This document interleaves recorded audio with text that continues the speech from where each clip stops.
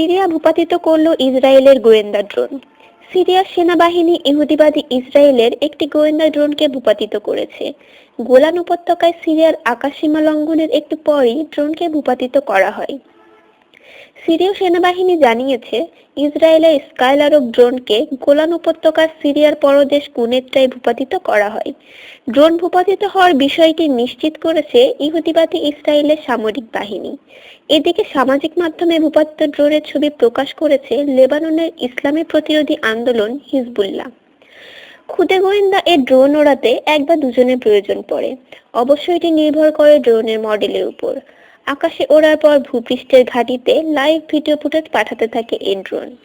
Drone কি পরিস্থিতিতে ভূপাতিত হয়েছে তা তদন্ত করে দেখবে ইহুদিবাদী ইসরায়েলের সামরিক বাহিনী। তবে বিধ্বস্ত ড্রোন থেকে গোপন তথ্য হাতিয়ে নেওয়ার কোনো প্রমাণ পাওয়া যায়নি বলেও মনে করছে তারা।